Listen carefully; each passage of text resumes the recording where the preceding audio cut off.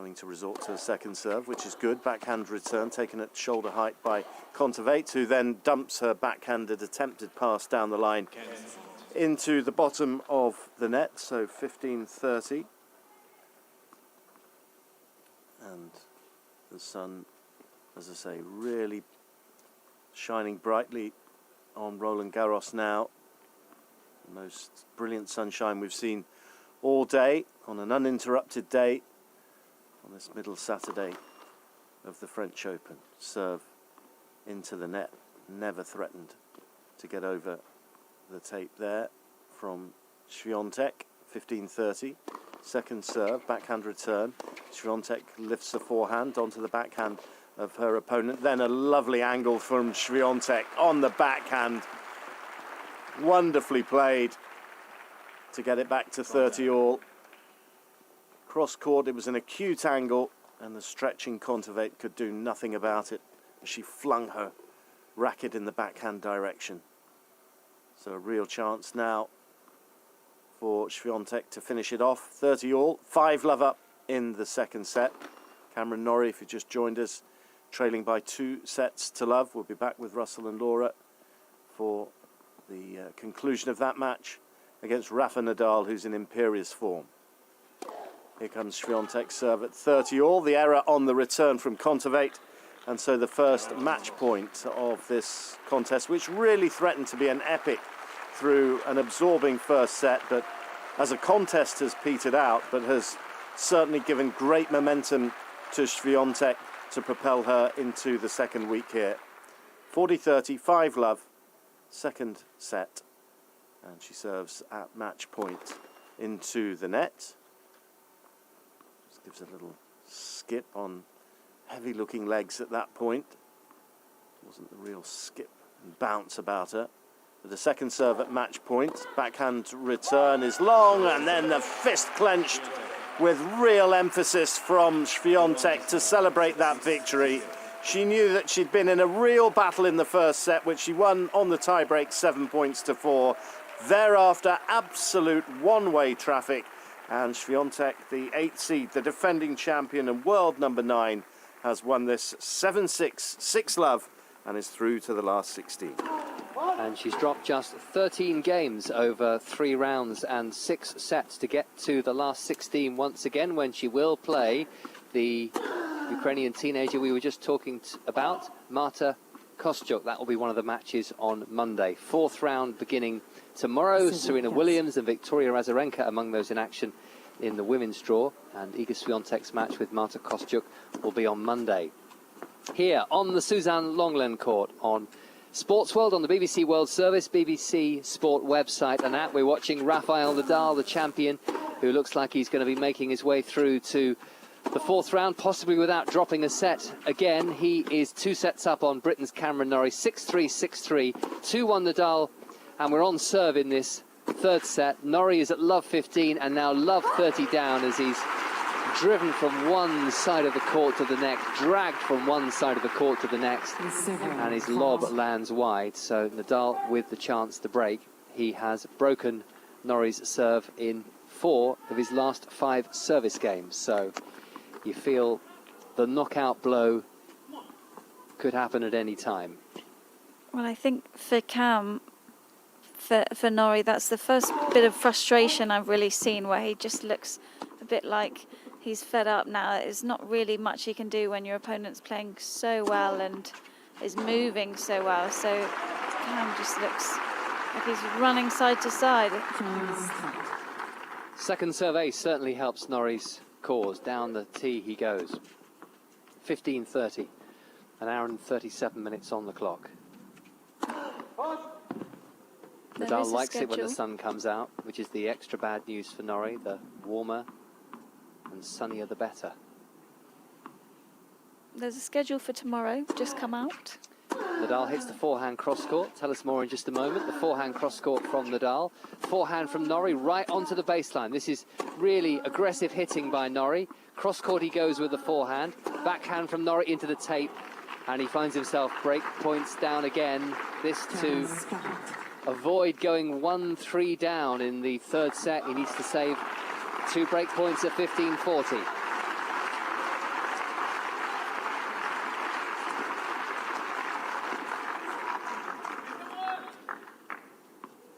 some women in the crowd that have exactly the same colour face masks as Nadal's top, the bright fluorescent yellow top,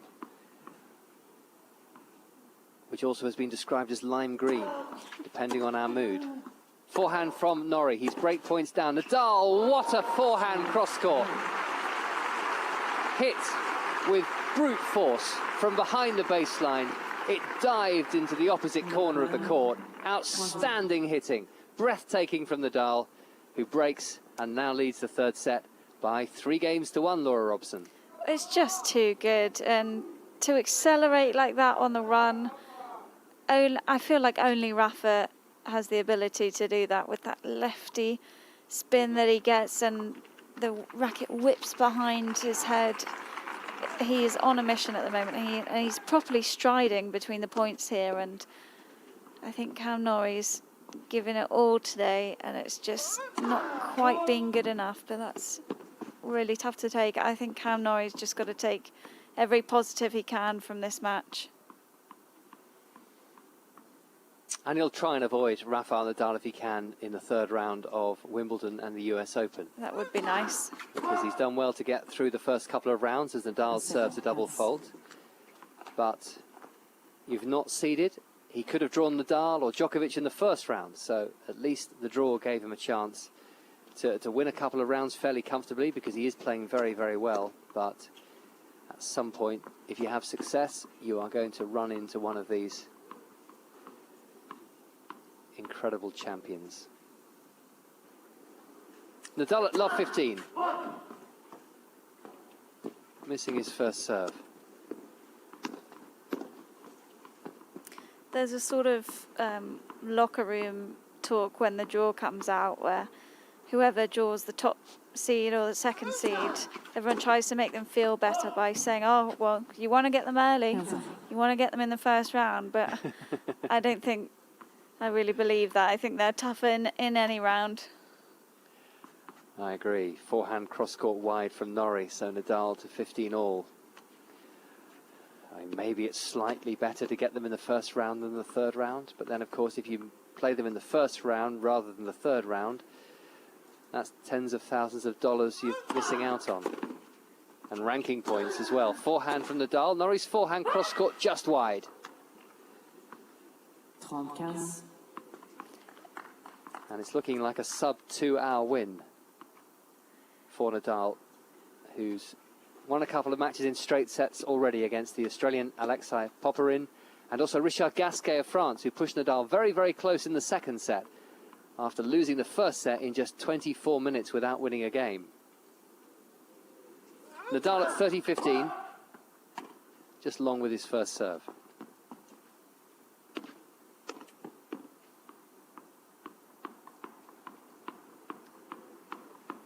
Crowd a little bit quieter now. They really enjoyed that second set in particular. Backhand from Norrie. Nadal cross-court with the backhand. Onto that like a flash and just redirecting the traffic so spectacularly well that Norrie was left flat-footed at the back of the court. Nadal just makes that kind of shot look so easy, and it's so difficult to create that sort of width from where he's standing in the middle of the court, but he's just taken 2 steps from his serve, both forward, and hit that backhand close stance for an absolute winner. Nadal missing the first serve, but 2 game points for a 4-1 lead in this third set, with the winner to play Yannick Sinner of Italy in the 4th round on Monday. Novak Djokovic is already through to play the young Italian Lorenzo Musetti. They could meet in the semi-finals, although Roger Federer may have something to say about that, as Nadal just misses his forehand down the line. Federer in action later on today against Dominik Koepfer of Germany, and is a potential quarter-final opponent for Novak Djokovic on Wednesday.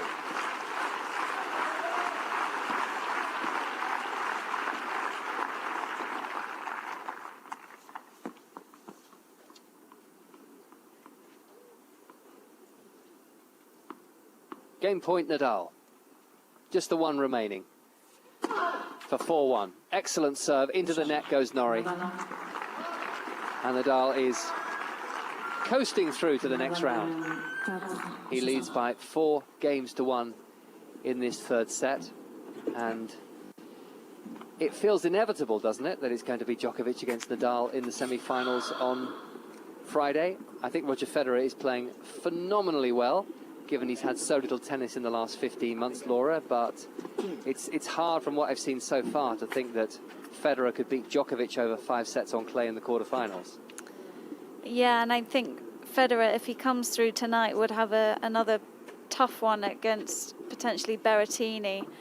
So, you know, looking at that very bottom half of the draw, I think Nadal's got to come through that section and at least have one half of that semi-final set. But Djokovic, I think you have to go for him. I mean, he's playing so well at the moment. I don't see Musetti really pushing him. And then after that, obviously it's the quarterfinal we all want with Djokovic and Federer, but it's just whether Roger can even get there. But I think he's played a fantastic event so far. He entered this tournament just for a bit of match practice before the grass, so just to be in the third round, I think it's a pretty good result. But I think it's going to be so interesting tonight to see Federer play with no fans. It's going to be eerily quiet again on the Philippe Chatrier court for the night session, which will be on 5 Live Sports Extra from 8 o'clock UK time. A lot of people will be watching around the world and listening around the world, but it just does seem wrong for Roger Federer to be playing at the age of 39 back at Roland Garros and not to have anyone inside the stadium to watch him. We understand the reasons, of course we do, but there are fans allowed during the day. The curfew kicks in at 9 o'clock in the evening, Paris time, as Nadal wins the first point on the Norrie serve as the British player nets. Nadal 4-1 up, Norrie serving at love 15. Backhand return from Nadal, forehand from Norrie. Nadal hits his forehand cross-court. Down the line goes Norrie. Nadal works the backhand cross-court. Now down the line, and a rare error from Nadal as he nets. But the television contracts had been signed, for those of you that haven't been following this, and this was always going to be the first year of night sessions at the French Open, and it was going to be a 9 o'clock start local time. That happens to be when the curfew starts, and the French Federation need the money, to put it bluntly. They've been able to pay pretty much the prize money they would expect this year and last year.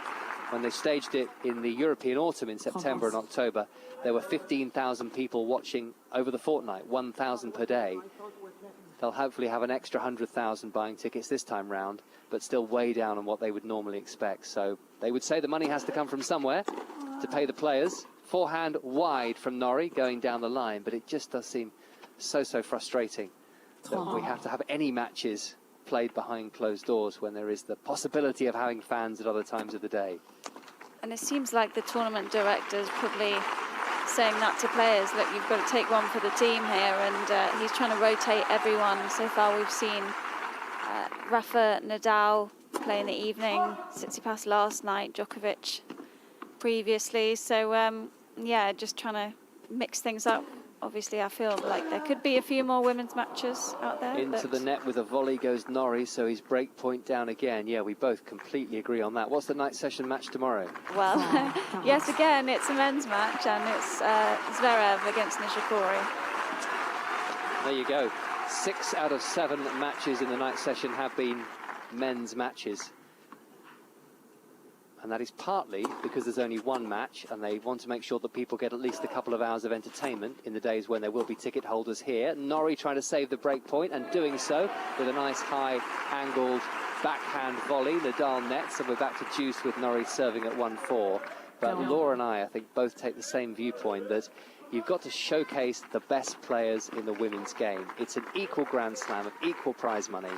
And if you're billing it as the match of the day, you just cannot afford to constantly put men's matches on the big stage. Well said. Thank you. 1-4 down. It's deuce. Norrie serving. Forehand from Nadal. The forehand from Norrie. The forehand cross-court from Nadal is wide. So a chance for Norrie, having saved the break point, to hold serve here and keep an outside interest in this match. Well, you almost just want Cam Norrie to push this match to 2 hours. It's felt longer than that, and it feels a lot closer than the scoreline suggests. And Cam Norrie was able to break the Nadal serve a couple of times, but just hasn't been able to hold his own in the important moments. Forehand from Nadal, he sends that with a little bit of air to the back of the court. Now Norrie sliding to play a slice backhand. Off forehand from Nadal, Norrie on the run again. Nadal, eyes lit up, lets it bounce, sweeps the forehand away cross court. And wins yet another point. Back to deuce. Tunisia's Ons Jabeur has just made the 4th round. She's won the deciding set against Magdalenet of Poland by 6 games to 1. She's had a great couple of years. Deuce, excellent serve down the tee, the central service line on a tennis court. Service winner by Norrie. Game point once again for 2-4 in this 3rd set. And I'd say the majority of Norrie's serve on that deuce side have gone out wide, which is why the first serve percentage hasn't quite been there. Backhand cross court from Norrie. The slice backhand from Nadal. Forehand cross court Norrie, and Nadal nets. And Norrie holds.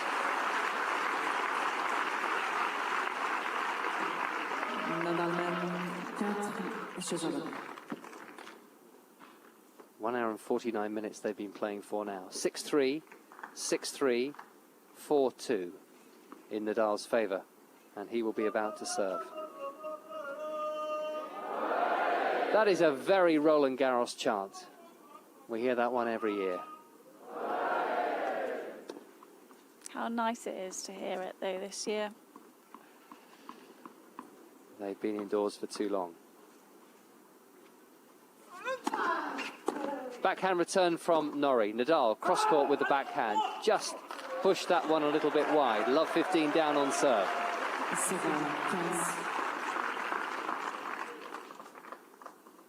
And you've got to give Norrie credit here. He's still firing himself up, still pumped up after every point that he wins.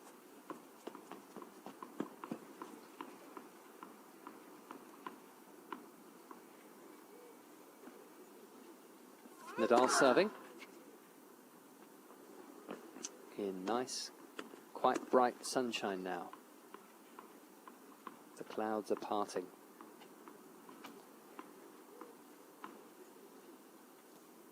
Nadal with his 2nd serve.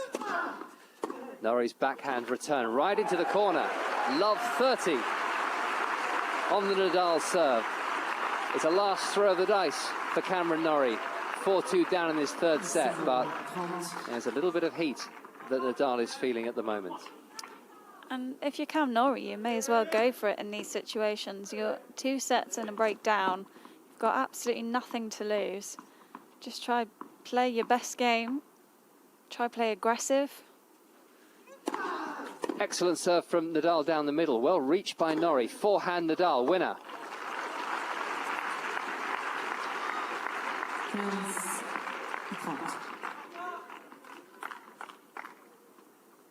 To hit that off a pretty decent return where Cam Norrie's tried to give himself a bit of time there, has added some height through the middle, and Rafa says, thank you very much, I'm going to hit a very difficult shot and make it look so easy. It's been the story of the match since 3-all in the 2nd.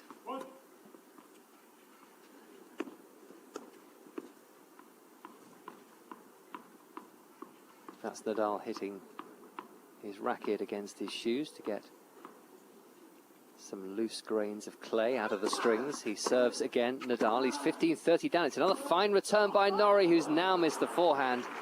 He was on the attack there, and he'd love to have that shot back. Just overplaying slightly, got a bit excited with how good his return was and just didn't create enough shoulder turn and rotation before he hit that 2nd forehand.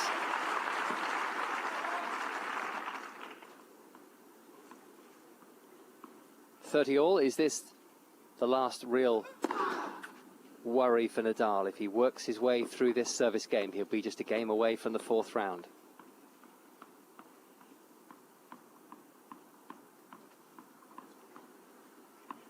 coming up to 6 o'clock in Paris. An hour and 53 minutes on the match clock. Nadal serving to the forehand of Norrie. Nadal running onto a forehand. He sent that into the middle of the court. Norrie on the attack again. The low angle forehand volley from Norrie. Nadal down the line with a forehand. Scampering up to the net. In a hurry. Very keen to get this one done in straight sets. And Cam Norrie's only won 8 out of 16 net points in this match, but you do feel that that's because Rafa's got the best passing shot in the game. Is so balanced when he goes through those balls, and he ran up to that one on the run, outside leg, no problems at all.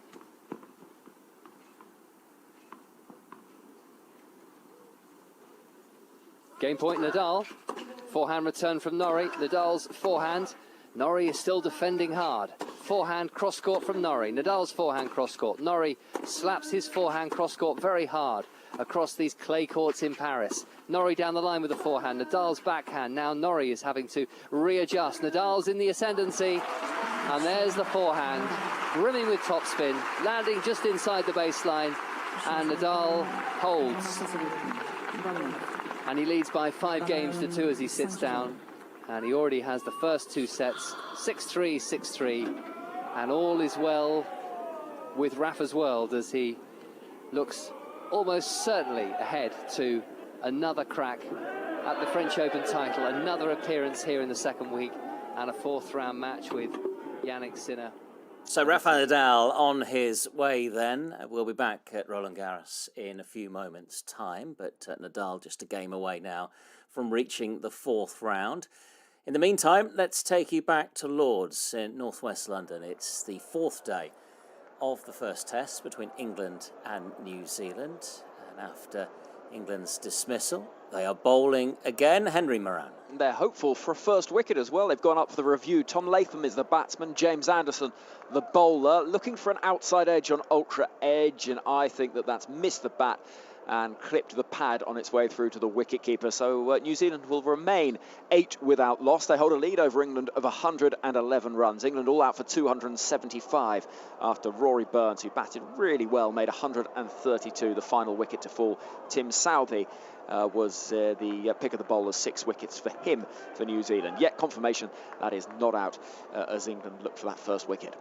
Yeah, this is a handy lead, of course, for New Zealand, but if England could pick up a couple of wickets or so before the close of play today, it may not all be over for them. No, and there's certainly a case to say that all results are possible, because if New Zealand back quickly and put a target on the board that they think they can defend, and they back that England won't be able to chase down but could get opportunities with, then maybe we'll see an interesting afternoon session tomorrow with England under a little bit of pressure. Similarly, if England can bowl New Zealand out cheaply and get not too large a target, then they may feel they can win this game. So much responsibility for that position comes down to that 10th wicket partnership for England. 52 runs between James Anderson and Rory Burns. That's what set up a far healthier position for England, and New Zealand will know they were in a far better position earlier on today, and that last wicket partnership has just shifted things just a little bit towards England perhaps. Draw certainly the most likely outcome, however, after losing all of yesterday to the rain.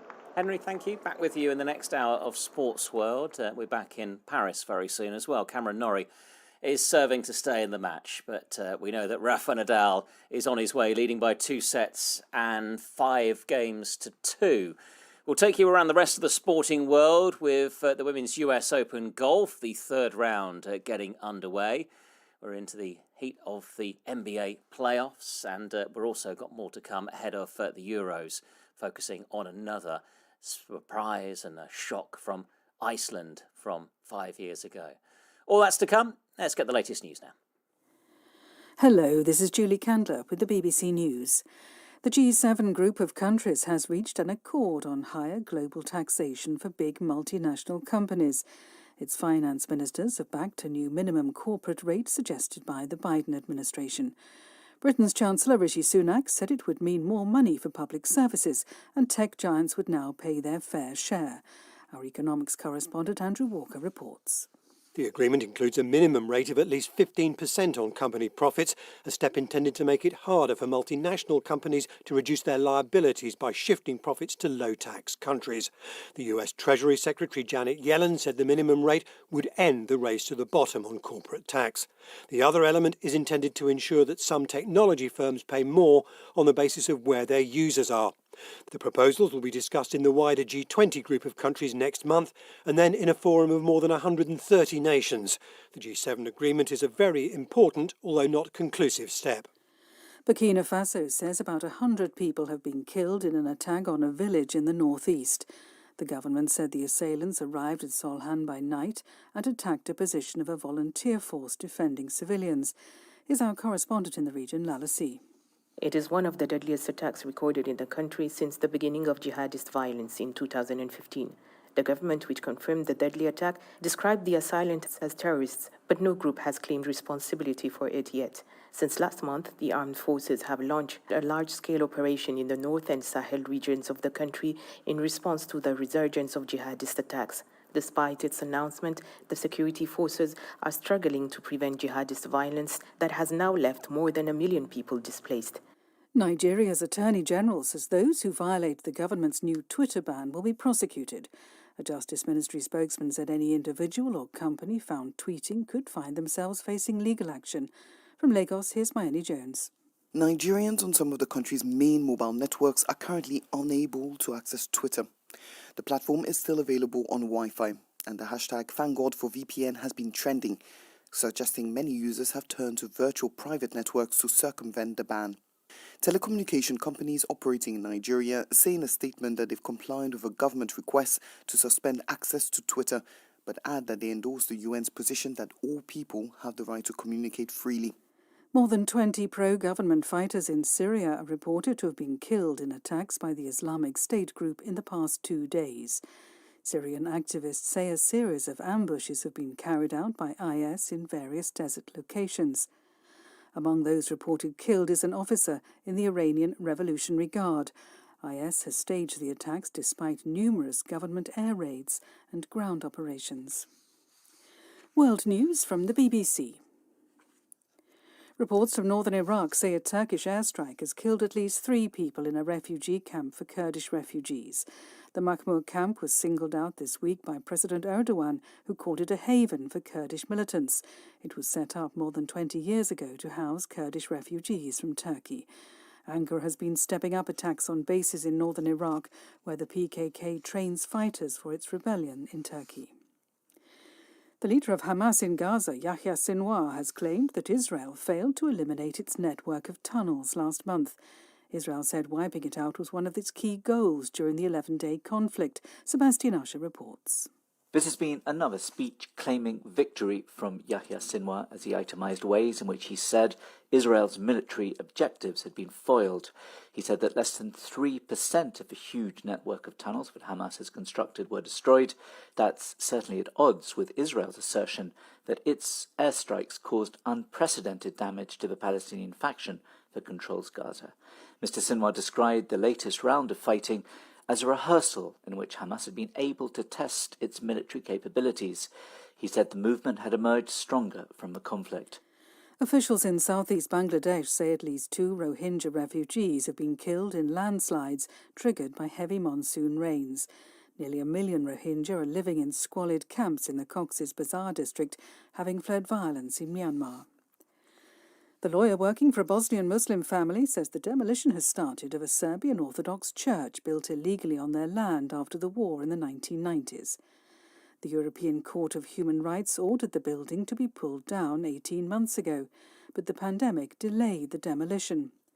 The site is near Srebrenica, where Bosnian Serbs massacred more than 8,000 Muslim men and boys in 1995. BBC News.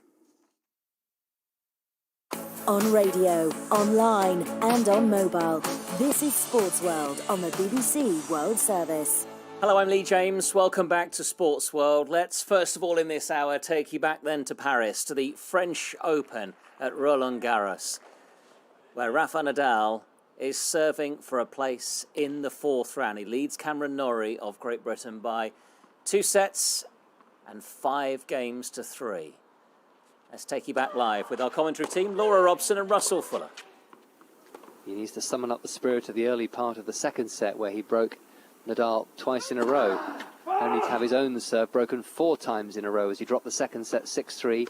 Same score as the first set. And once again, he's on 3 games in the third set, and Nadal is promising to produce a very symmetrical scoreline. Into the net, Norrie with the backhand return. 15 all. And that feels like a bit of an opportunity wasted. He had the second serve and he tried to go for the backhand return that we've seen him play so well at times today. Take the time away from Rafa and go straight back down the line to the Nadal backhand, but 15 all.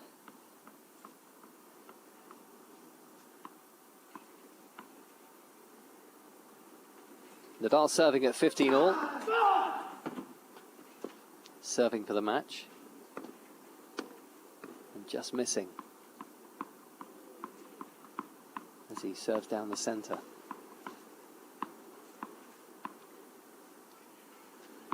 Norrie bouncing up and down, almost in time to the ball bouncing of Nadal. Forehand return from Norrie. Forehand hit by Nadal to the forehand cross-court of Norrie. Cross-court with the forehand goes Nadal. He'll hit a backhand to Norrie's backhand. 2 left-handers battling it out on the Suzanne Lenglen court in Paris. Norrie pushes the backhand long. Nadal to 30-15 and just very gradually eking out the points he needs to take him to victory.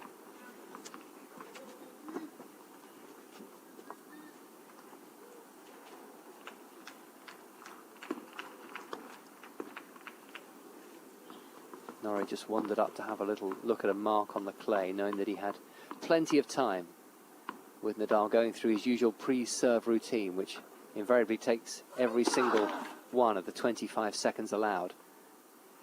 At the end of that, he puts a first serve into the net and resets himself for the second serve, which includes just pulling his sleeves up. They are stuck to his skin with sweat. Second serve Nadal, trying to set up match points. Good deep return by Norrie. Backhand from Norrie to the backhand of Nadal. Norrie's forehand is cross-court. Nadal also cross-court with a forehand. A backhand from Nadal to the forehand of Norrie. Norrie goes down the line. Nadal hammers it back even harder, but cross-court with a forehand winner goes Norrie. Spectacular hitting. And it's 30 all on the Nadal serve as he serves for the match. And that's a fantastic shot from Cam Norrie to get that forehand angle. Nadal possibly made a bit of a mistake there, going back too many times to the Norrie forehand, and really took advantage of it.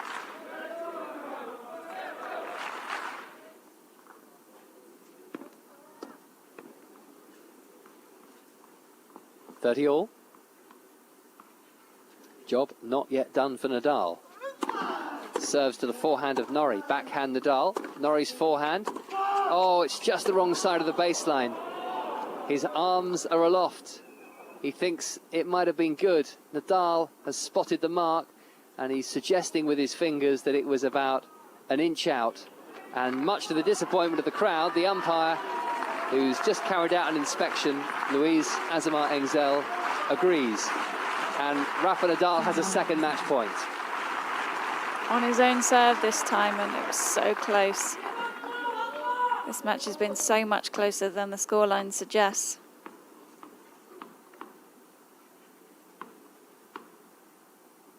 And so a second match point to the 13-time champion, who serves to the forehand of Cameron Norrie. Forehand is a winner from Nadal.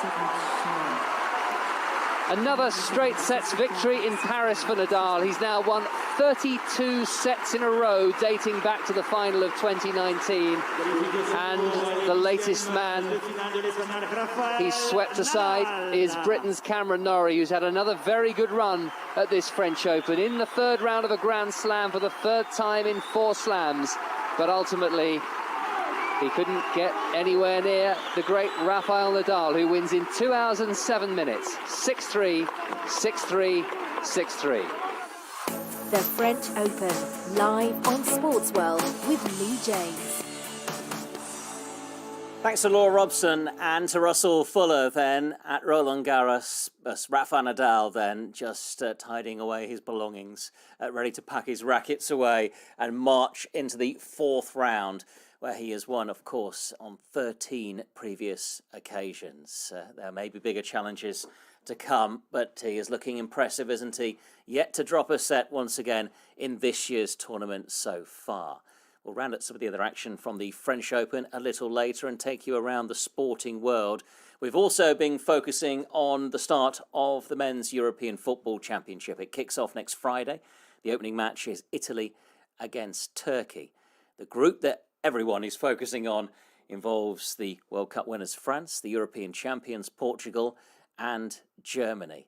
What can they do at this year's tournament? It will be Joachim Löw's final one. His 15-year stint will come to an end, whatever happens.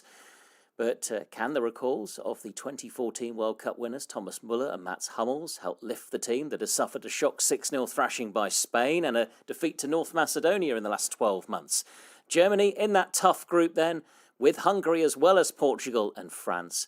And I've been speaking to the World Cup winner and former captain who played 121 times for Germany, Bastian Schweinsteiger.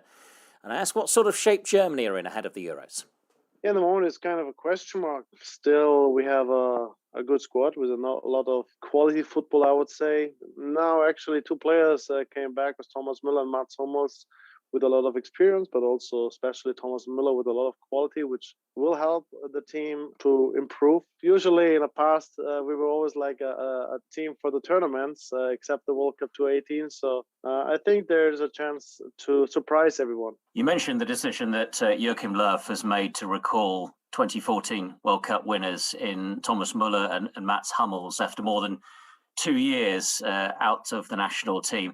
Did he get that wrong then? And what kind of experience and knowledge are they going to bring then to this side? Listen, he has to make a decision after the 2018 World Cup. And so he thought it's a good idea to give young players a real chance. But the strategy didn't really work. So not all the players were using their opportunities. So that's why after announced publicly that it will be his last tournament, so he doesn't need to look left or right. He has only one direction, and it's like looking forward to have the success. And so he actually recalled Thomas Müller, Mats Hummels. I think it was needed, even if I'm a little bit surprised that Jerome Boateng was not nominated, because I think that he actually is the best centre back which we have in the national team. So that's a little bit of question mark why. But with both Thomas Müller and Mats Hummels, he actually showed everyone that he is only looking forward and looking for success. You were one of those leaders, of course, for Joachim Löw, in particular in Brazil in 2014 when you won the World Cup. What sort of a coach is he then? What does he like to play for? He has his own strategy. What I respected very much with him, like he was listening to the players. I had many situations where we felt that, and we were very successful in our years together. So we reached in all the tournaments actually together. We reached the at least the semifinals. So we didn't really have like a downside, in our time connection together. So and we had obviously with the World Cup 2014 in the right moment our biggest success is that he listens to the players and. That was always great for us. And in particular in that campaign then, what an incredible time it must have been for you to have gone all the way and won the World Cup. Was that a time when everything just seemed to click together then as a team, as you built throughout that tournament?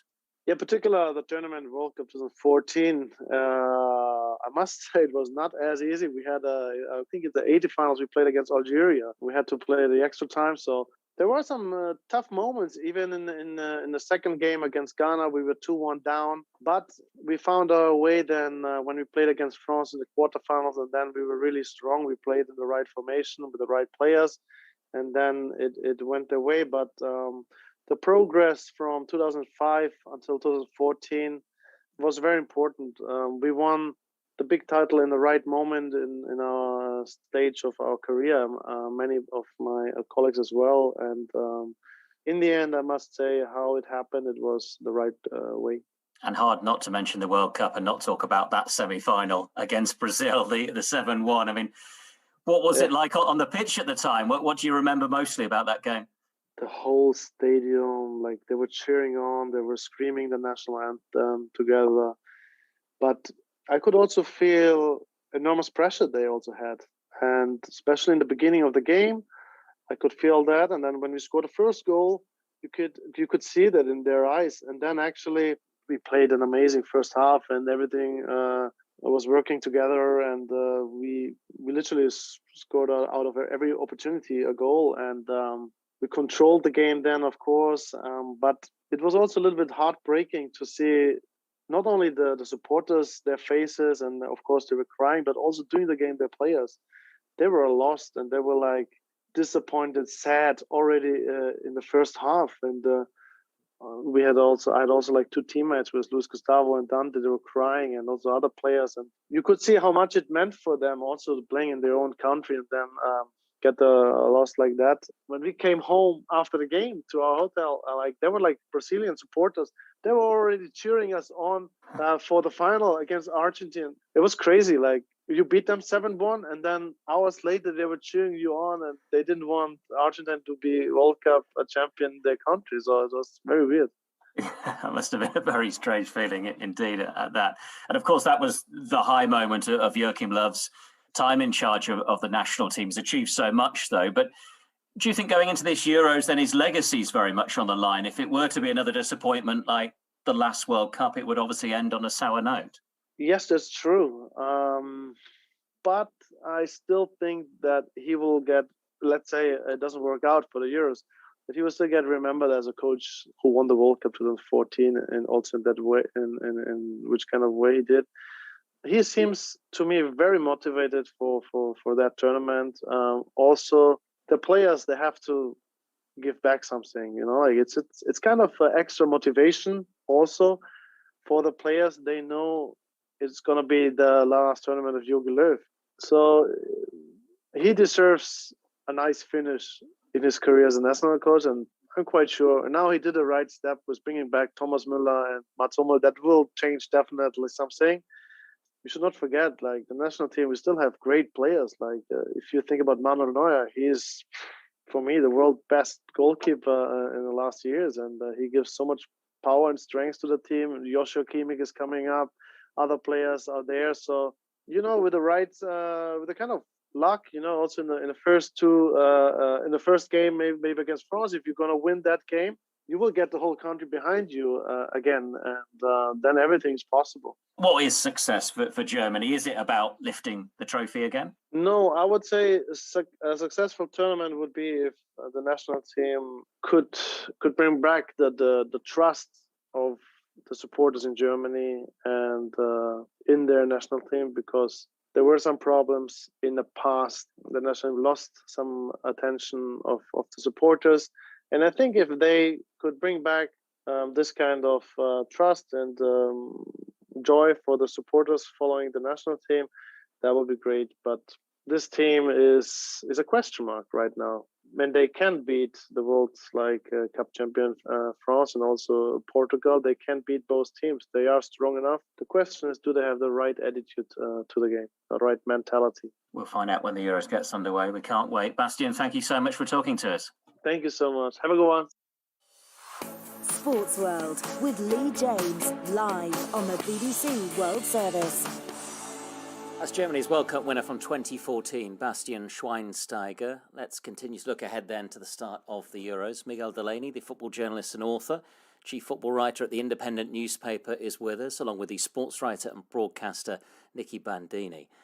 Miguel, we've spoken over the past year or so on many occasions about whether this European Championship would take place. Are you at all surprised that it is taking place on this scale? We still have some 11 different cities hosting, don't we, during a pandemic?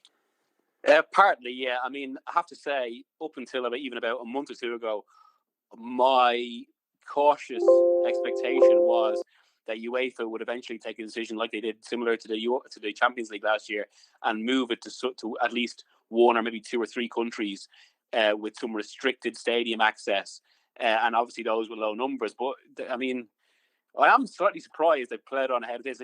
It's ambitious. Some would say it's risky, given the wider situation.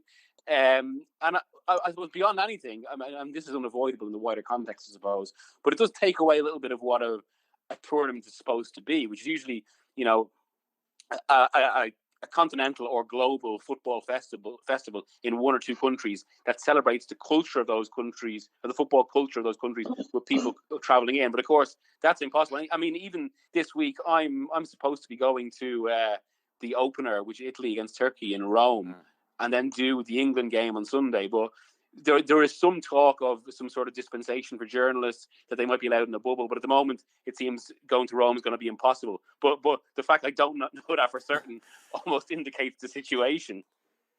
It does, and Nicky as well. We're never going to know, are we, what this tournament would have been like had it have been played as scheduled 12 months ago. Certainly for some teams, though, this delay could have a benefit, as Bastian Schweinsteiger was saying there for Germany. Oh, I think it's an impossible situation to know how this tournament will have been affected by COVID. There's players who've retired from international football in the last year since it was delayed, and there are other players who, of course, have come through and made a name for themselves, or re-established themselves, or generally forced their way into the reckoning in the way they haven't before. I was thinking, with my Italian hat on, about Manuel Locatelli earlier, who's a player who's been on the scene for a long time and was hyped several years ago as one of the coming men of Italian football, but then didn't quite take that next step until suddenly this season at Sassuolo, just exploding under Roberto De Zerbi's management. And I think that aspect is a huge impact. There's 12 months between the tournament we were supposed to have and the tournament that we're going to have. But then, of course, everything that Miguel's just touching on there as well is going to have a huge impact as well. We're playing in stadiums that won't have the atmosphere, even with some fans in all of them, that you would have expected this tournament to have. The context will be different, the travel will be different. It's going to be, not just the last year and a half of European football has been unique. This is going to be another unique moment and tournament that will be forever marked by its context.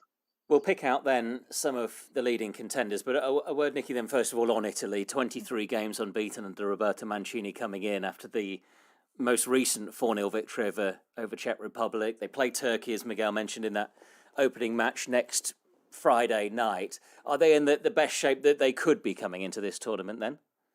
You know, I heard you saying 23 before I came on, and actually I have it at 27, so I need to check whether there's some friendlies well, there. Either me or you, probably me. Don't worry. No, it's an extraordinary run they've been on, and I think it certainly feels like there is a lot of belief in Italy that this team is very capable of going the whole way. I think they have such a depth of resources. When you look at the midfield and you think, okay, there's some concern that Verratti might not be able to start because of an injury he's sustained late in the season, and that should be this disaster for the team, because certainly he's a first choice player for Mancini, and you'd have him alongside Jorginho and Nicola Barella as these three sort of axes of the midfield. But if Verratti's not there, the team can call on, for instance, Locatelli, who's been in such good form. And I think that all through the side almost, except maybe in the defence, there's a real belief that this Italy team has depth that it isn't used to having, and exciting depth as well. You know, young players and a dynamism that hasn't been there really in a very, very long time. And I think something needs to be said about Mancini as well, because he's the manager who won league titles at Inter, fine, in a very specific context after Juventus had been dropped down to Serie B because of Calciopoli. But then he goes to Manchester City and ends their period in the wilderness, even though he gets then replaced eventually by an even more successful manager in Guardiola. But I think the things he's achieved in management have perhaps been understated, and the impact that he's had has been really transformative for Italy. And again, I've tried to avoid some of the major tournament cliches. I'm going to go for one now, though. If we talk about a golden generation, we have to at every tournament. It's Belgium's. Is it actually their time, or is this doubt now over Kevin De Bruyne, whether he may well miss the opener against Russia after suffering the facial fractures in the Champions League final? Is that the big doubt now, or do you still believe this is Belgium's time? Well, not just De Bruyne, but also Eden Hazard. I mean, that's who's obviously struggled for fitness for 2 years. That's their two big players that go in with doubt. Also, I mean, my feeling with Belgium is just that maybe they're a little bit past their peak. But then this is a tournament really where, whatever about cliches, I think all the usual standards don't really apply because of the year we've just had. It's the shortest ever break between a Champions League and a tournament in the modern era. Not just that then, but so many players, and particularly players in the biggest countries, have been on this relentless schedule since September because the season has been crunched.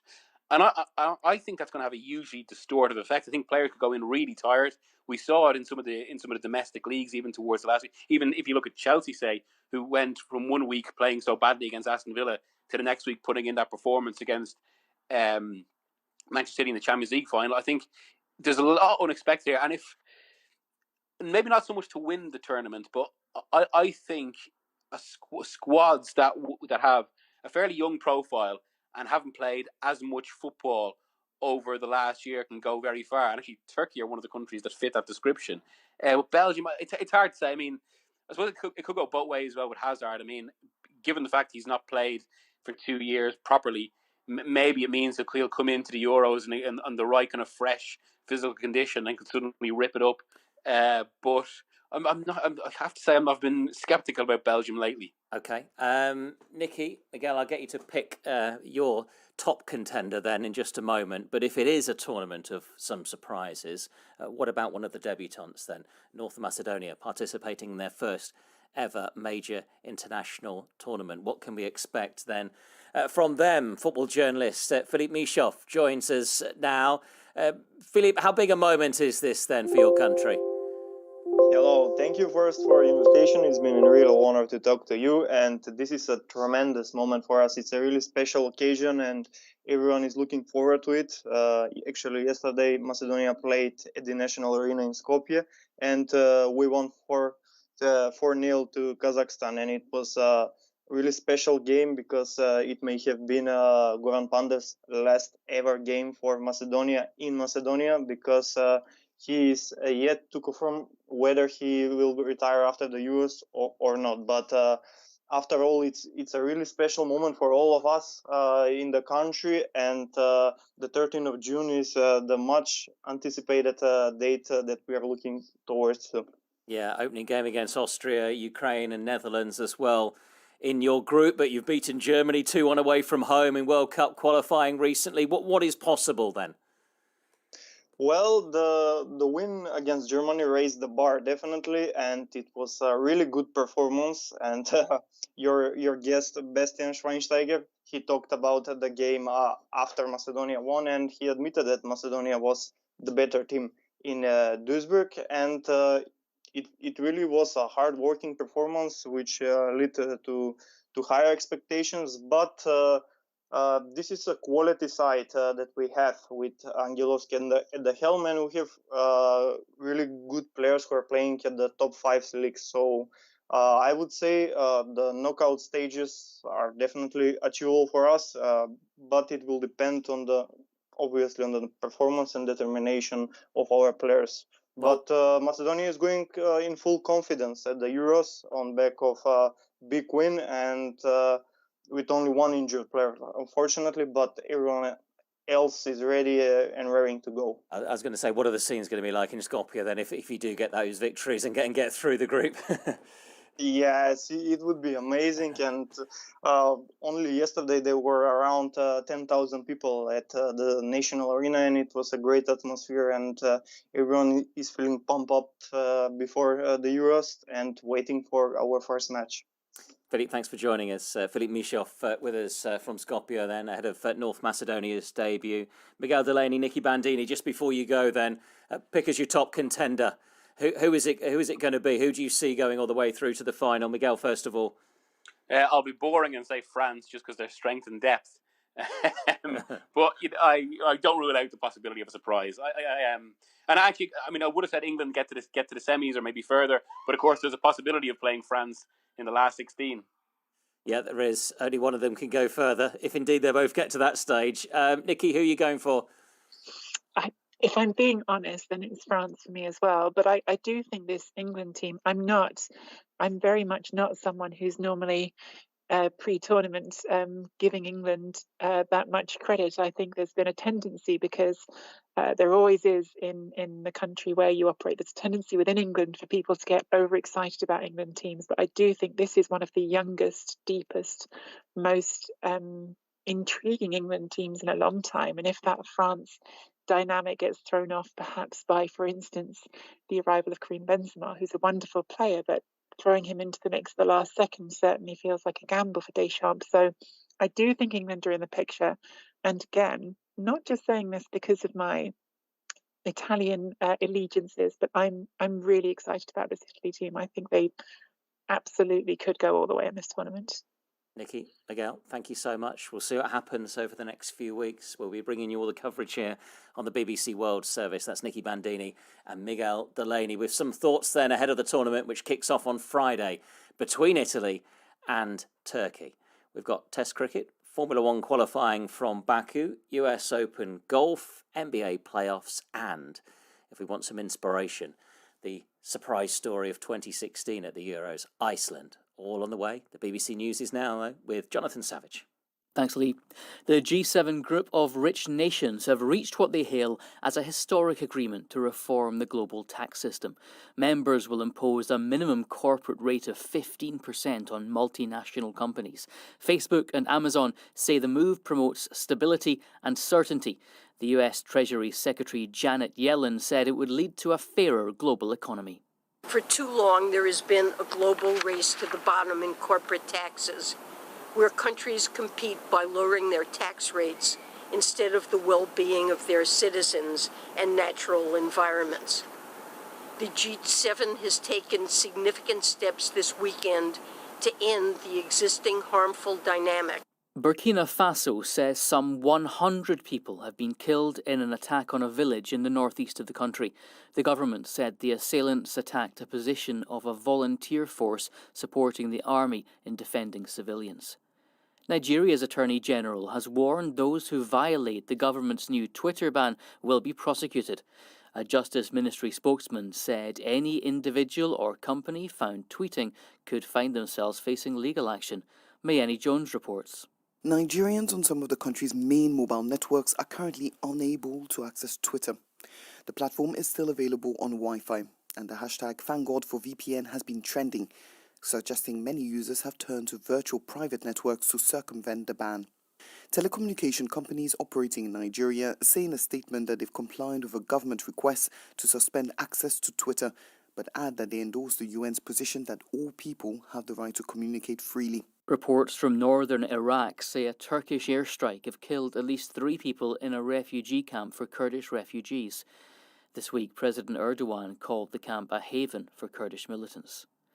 Kyrgyzstan and Tajikistan have agreed to pull back their troops by 3 kilometres from a disputed section of their common border, which has seen rising tensions.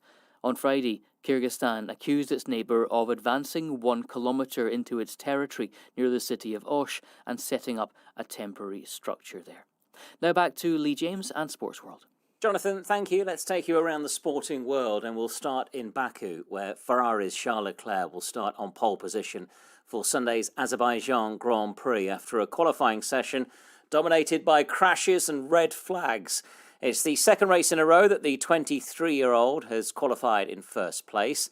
He couldn't start the race at the front in Monaco a couple of weeks ago, but he'll be looking to put that behind him. In the end, I think we had the potential to be on pole anyway without the red flags. So surely I'm happy to be on pole.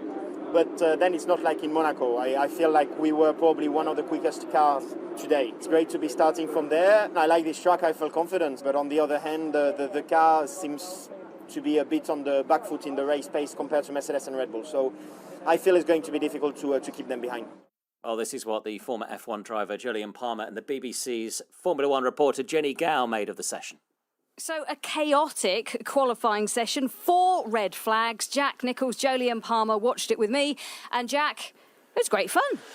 Yeah, absolute carnage at times. Lots of red flags, lots of stoppages, lots of drivers feeling that they underperformed out there. But Charles Leclerc and Lewis Hamilton on the front row of the grid for tomorrow's race kind of overperformed, really. Mercedes have looked absolutely nowhere coming into this weekend. Valtteri Bottas, Hamilton's Mercedes teammate, was still nowhere, qualified in 10th, but Hamilton managed to qualify second, and the championship leader, Max Verstappen, 4 points ahead of Hamilton in the championship, looked set to take pole, really. He was probably the favourite, crashed earlier on the day, and then only qualified third today behind Hamilton. So a real mixed-up grid, really, and not what we would have expected at all. Such contrasting days, I suppose, and performances. Mercedes, we thought, were nowhere, as you said. Red Bull, we thought, were going great. And then it just all twisted around, Jolien. How does that happen for a team in Formula One? With a lot of head-scratching, and we're talking about arguably the greatest team in Formula One history, Mercedes at the moment. They're never down for too long. They've got one of the greatest drivers, if not the greatest driver at the wheel, with Lewis Hamilton.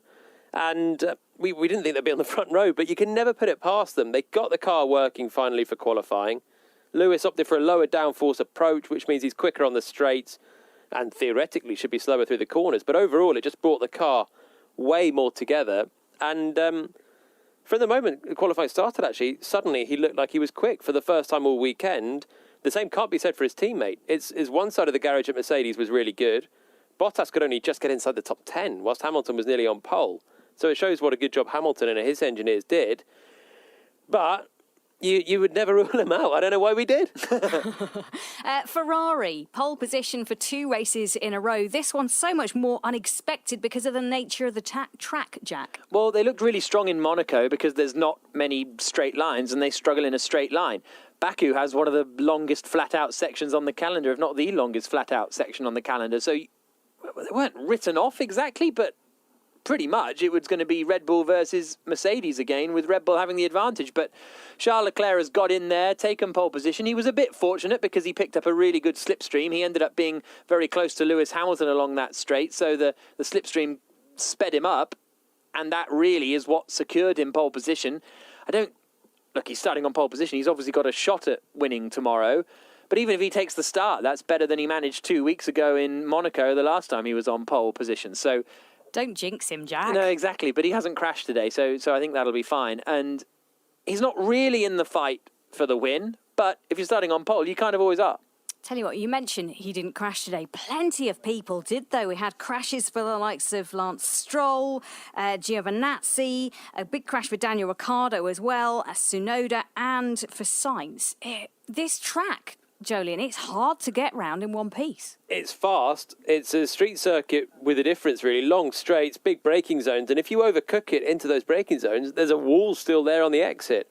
And that's pretty much what caught out those 4 drivers. 2 in the wall at turn 15, left-hander, and 2 in the wall at the turn 3 left-hander, including Ricciardo and Yuki Tsunoda. So it was a very action-packed qualifying. So I'm going to ask you to call it. Who do you think will come away with the points from Azerbaijan, Jack? I think it's got to be Hamilton for me. Jolien? And it's got to be Hamilton for me. I would never have said that yesterday. Isn't that the strange thing? It can turn around so quickly in Formula One. Should be a thrilling race. That is Jenny Gow with Jack Nicholls and Jolyon Palmer after Charles Leclerc put his car on pole position for Sunday's Azerbaijan Grand Prix. Back to Lords, New Zealand's second innings against England late on the 4th day with Henry Moran. 21 without loss is the New Zealand score. They lead by 124. England have done all they can in the 13 and a half overs so far to try and dislodge this opening partnership between Latham and Conway. Broad, Anderson, they've had a go. Now it's up to Robinson and Wood, but still no breakthrough. England have lost a couple of reviews as well. This has been good, solid opening batting for New Zealand. 21 without loss is the score. They lead by 124. The third round of the Women's US Open Golf is underway at the Olympic Club in San Francisco. 2 teenagers are dominating the talks surrounding the tournament, though, at the halfway stage, with the Philippines' Yuka Seso, age 19, the halfway leader on 6 under par. Just a couple of shots back, though, is the American amateur, the 17-year-old Mega Gane. Gane's a student in high school, tied for third on 4 under par, and says she felt more at home during her second round. Way more calm than yesterday. The first 4 holes of yesterday, I was kind of jittery and a little bit panicked, but on the tee box today, I had a bit of a cushion, so I wasn't as stressed out. I thought the course played pretty similar. It was a little bit chillier today, and there was some fog in the air in the morning, so it was kind of just adding some yards to all the numbers, so it played a little bit longer. Which was more difficult, today's round or the calculus homework that you apparently have waiting for you? Probably the calculus homework. I don't know how I'm going to manage to fit that into my schedule in the next few days. Hopefully my teacher gives me a little bit more time to do that. But yeah, it's hard to balance both. The golf journalist Beth Ann Nichols is with us on Sports World. Well, I hope she's giving a little bit of leeway with her calculus, but she has got to focus, hasn't she, on her third round now? But she sounds so calm, doesn't she? How impressed have you been with her?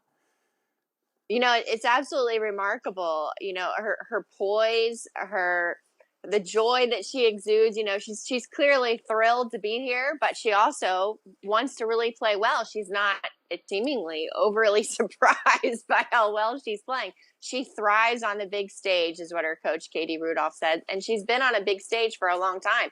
She's a 4-time drive, chip, and putt finalist at Augusta National. She's used to having pressure shots, you know, on a national audience, you know, on a hallowed ground of Augusta National. Same thing here with the Olympic Club, an historic occasion. So it's really quite remarkable what she's doing. It sounds like she's got the right kind of temperament to maintain her challenge then through these next couple of rounds. But obviously she's in a packed leaderboard at the moment with, you know, the likes of our leader, Yuko Seiso, at the top. Also very young, though. But do you see her being able to maintain her position as well? You know, I think today's going to be the real challenge for her. Honestly, I think the course will play more difficult this weekend, and it'll be interesting to see, you know, how she handles it, because she's been in this situation before and faded recently, you know, in Hawaii, actually, on the LPGA. So this is new territory for her at a major championship for sure, and only 19 years old. But what incredible power that she possesses to watch her muscle the ball out of the rough, the thick rough here at Olympic has been something to behold. So, and fascinating too, that she's modeled her swing after Rory McIlroy, watching his YouTube videos for over an hour at a time sometimes, just to try to soak it in. Wow, if she can take some of that on board, then let's see what she can do then in her third round. But with the teenagers around then, do you look towards the experience of Jong-Young Lee of South Korea, who's won this US Open before then, as someone who is just a shot off the lead right now?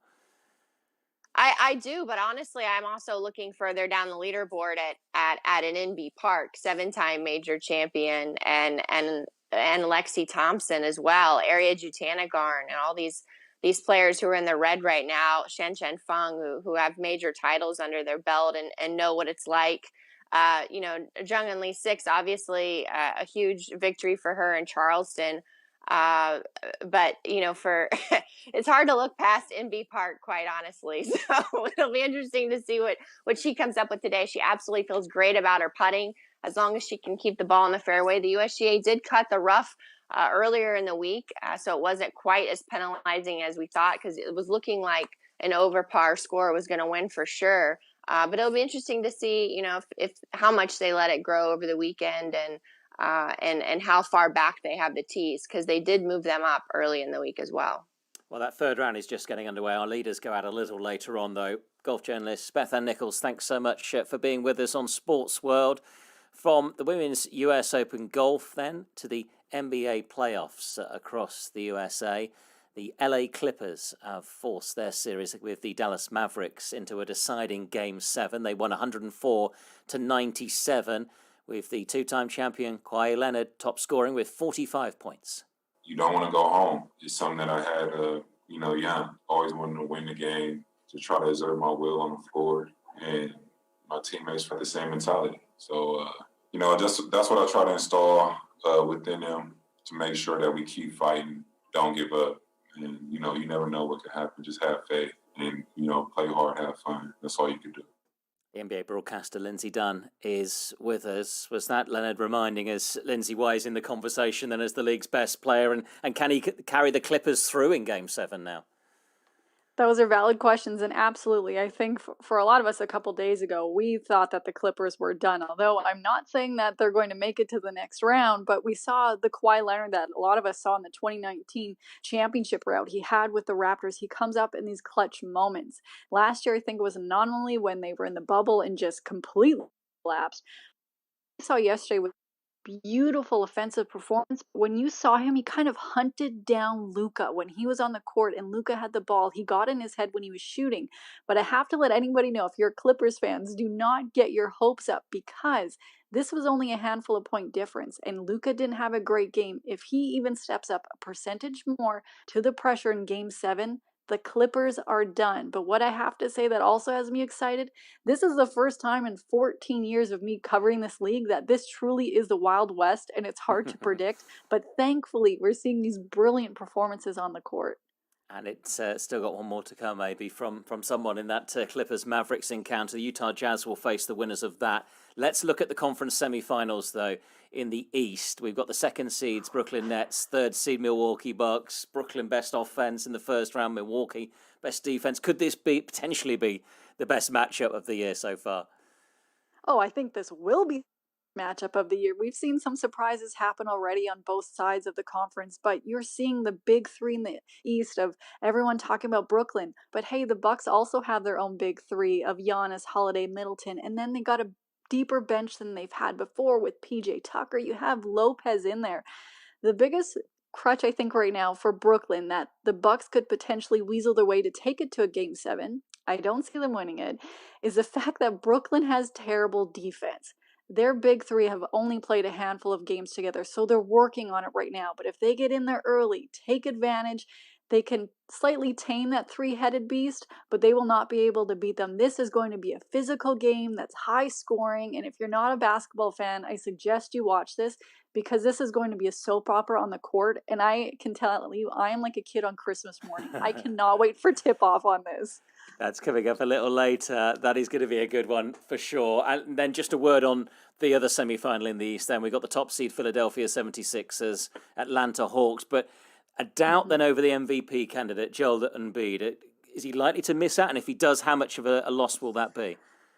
So they're still saying he's day to day. I think that, there is a chance he may not be in game 1, but he's not going to miss this series. It will be a huge loss for the team because you trust the process. You've built these teams around him. He has had the best season of his career so far, and it will impact their score-making ability, but also them defensively. And there is a chance Atlanta could be able to sneak in a game because everyone's talking about Trae Young. But in the overall scheme, even without Embiid, 76ers are a better team. It won't be as an explosive series as we're going to see with the Bucks in Brooklyn, but it's still going to be some great basketball. But the Phillies should trust the process, and they'll be back in the conference finals again. Enjoy it, Lindsay. Thanks very much for joining us ahead of some enticing encounters, then particularly the Nets against the Bucks to come later this Saturday in the NBA playoffs. We've been focusing on the build-up to the European Football Championship, featuring some of the surprises throughout the years. We focused on Denmark's title in 1992. Well, what a debut for Iceland back in Euro 2016. It was the first time the Nordic country had reached a major competition before. They became everyone's favourite team due to their displays on and off the pitch. Remember the thunderclap? Well, Burnley's Johan Berg Gudmundsson was part of that squad. He told me he still has fond memories when he thinks back to the tournament. The smallest nation by far at the Euros. It was just a lot of excitement as well. We'd never been to a major competition. We had nothing to lose, really. And obviously, first game gave us massive confidence to draw against the team that would eventually win the tournament. Just gave us a lift, gave us belief that that's where we could be at this stage. So yeah, it was obviously a lot of nerves for the first game, but to come away with a point was massive. Chance for the cross to come in from Gudmundsson. Bjarnason free, 1-1. Terrible defending. Bjarnason with the finish. Portugal 1, Iceland 1. Yeah, just a big achievement for Iceland to come to first game in the big tournament and get a draw against a massive team like Portugal. What did you guys believe you could achieve then when you went into the tournament, when you were talking together? What did you think was possible? I definitely thought it was possible to get out of the group because of the new format, the 3 teams. got out of the group. So that was definitely the aim.